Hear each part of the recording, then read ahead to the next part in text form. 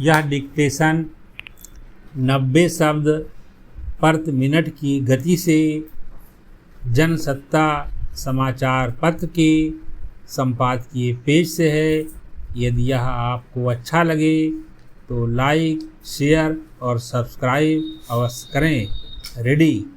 सर्वोच्च न्यायालय की यह टिप्पणी पत्रकारिता कर रहे लोगों के लिए सुकून देह हो सकती है कि सरकार की आलोचना करना पत्रकारों का अधिकार है। हालांकि देखने की बात है कि सरकारें इस बात को कहां तक स्वीकार कर पाती हैं। सर्वोच्च न्यायालय ने यह टिप्पणी उत्तर प्रदेश के एक पत्रकार के खिलाफ दायर मुकदमे की सुनवाई करते हुए की। इस संबंध में अदालत ने संविधान के अभिव्यक्ति की आज़ादी से जुड़े अनुच्छेद की याद भी दिलाई और पत्रकार को गिरफ्तारी से संरक्षण प्रदान कर दिया। दरअसल सरकारों को अपनी आलोचना कभी रास नहीं आती, मगर पिछले कुछ वर्षों में सरकारें इसे लेकर प्रकट रूप में सख्त नज़र आने लगी हैं। सरकार के खिलाफ अखबारों में खबरें, लेख या कोई वैचारिक टिप्पणी करने पर कई पत्रकारों को प्रताड़ित करने की घटनाएं देखी गई हैं। यहाँ तक कि कुछ पत्रकारों पर गैरकानूनी गतिविधि निवारण अधिनियम के तहत भी मुकदमे दर्ज किए गए, जिसमें जमानत मिलनी मुश्किल होती है। इस धारा के तहत कई पत्रकार अब भी सलाखों के पीछे हैं। कुछ मामलों में पहले भी सर्वोच्च न्यायालय कह चुका है कि सरकार की आलोचना देशद्रोह नहीं माना जा सकता, मगर किसी सरकार ने उसे गंभीरता से नहीं लिया। पर कुछ राज्यों में ऐसे भी उदाहरण हैं जब सरकार की किसी नीति या फैसले की आलोचना करने पर पत्रकारों को पकड़कर थाने में बंद किया गया और उनके साथ मारपीट की गई।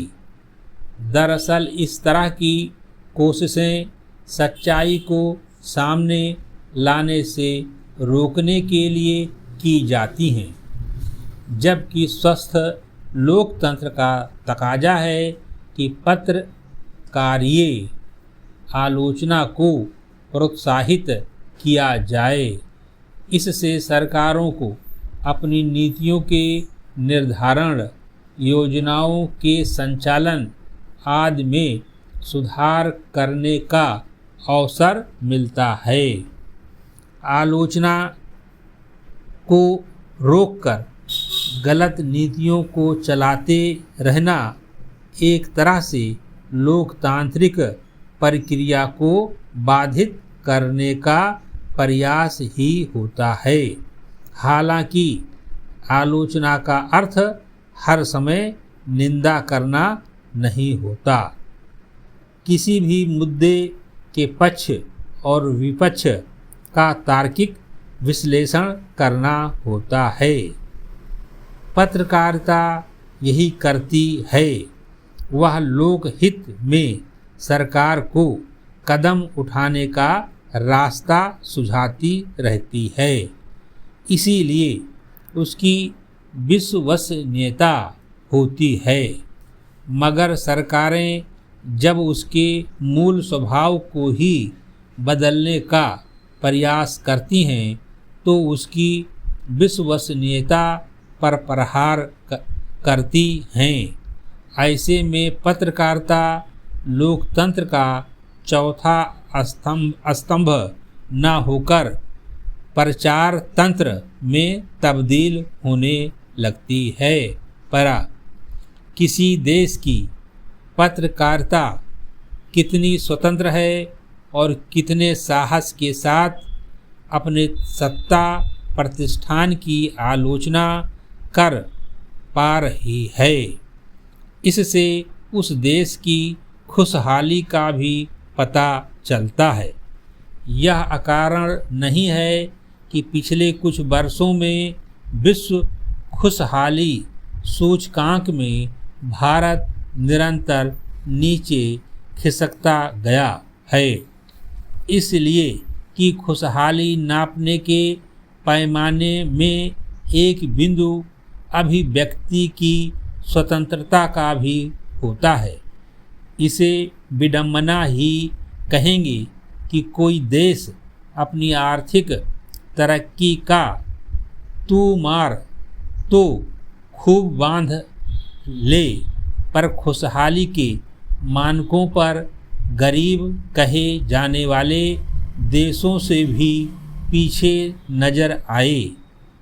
पत्रकारिता आर्थिक, सामाजिक और राजनीतिक विसंगतियों को दूर करने में मदद करती है।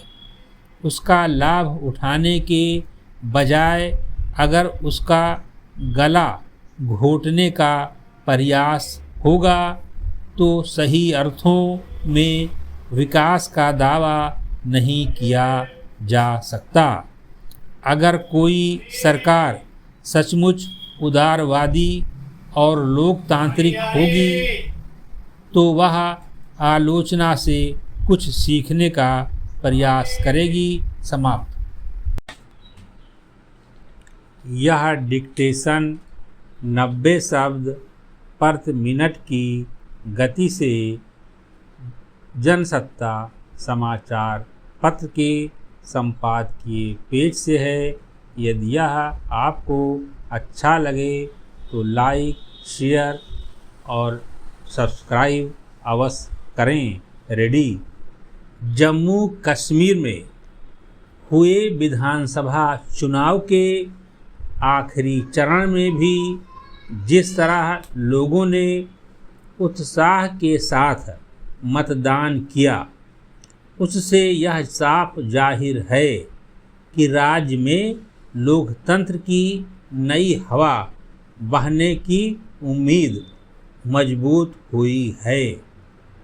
गौरतलब है कि जम्मू कश्मीर में अंतिम चरण के चुनाव में 69.65% मतदान हुआ।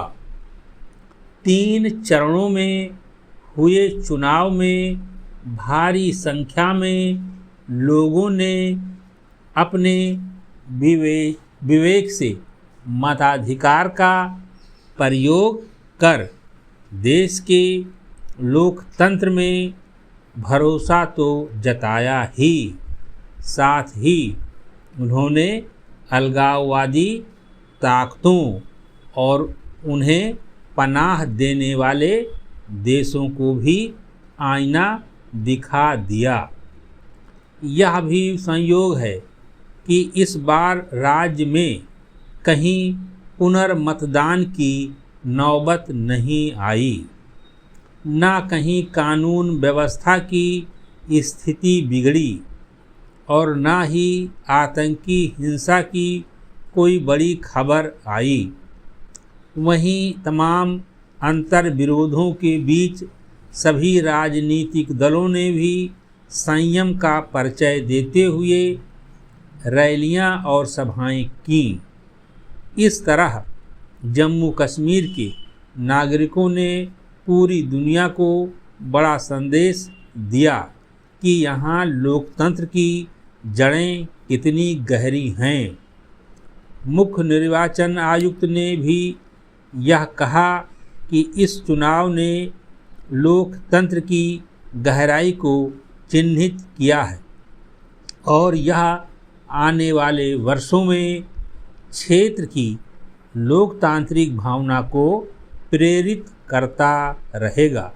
पैरा, सच यह है कि जम्मू कश्मीर के लोगों ने चुनावी बहिष्कार के किसी भी झांसे में आने के बजाय लोकतंत्र में आस्था जताई। यह कम बड़ी बात नहीं कि उन निर्वाचन क्षेत्रों में भी जमकर मतदान हुआ जहां अलगाववादी समूह लोकतांत्रिक प्रक्रिया को ठेस पहुंचाने के लिए चुनावी बहिष्कार का ऐलान कर दिया करते थे। इसके उलट चुनाव में ऐसे समूहों की भागीदारी और सक्रियता देखी गई जो एक समय वहां के लोगों से चुनाव से दूर रहने का आह्वान करते थे या उन्हें धमकाते थे। इसे एक बड़ी उपलब्धि कही जा सकती है कि चुनाव में भागीदारी करके अलगाववाद की राजनीति करने वाले समूहों ने मुख्य धारा की राजनीति और देश के संविधान में विश्वास जाहिर किया। एक खास बात यह भी दिखी कि जहां महिला मतदाताओं की संख्या में 27% से अधिक की बढ़ोतरी हुई, वहीं 2014 के बाद महिला उम्मीदवार भी अधिक संख्या में चुनाव मैदान में उतरी। बहरहाल नतीजों की तस्वीर चाहे जो बने, जम्मू कश्मीर के मतदाताओं ने लोकतंत्र के पक्ष में फैसला सुना दिया है। समाप्त।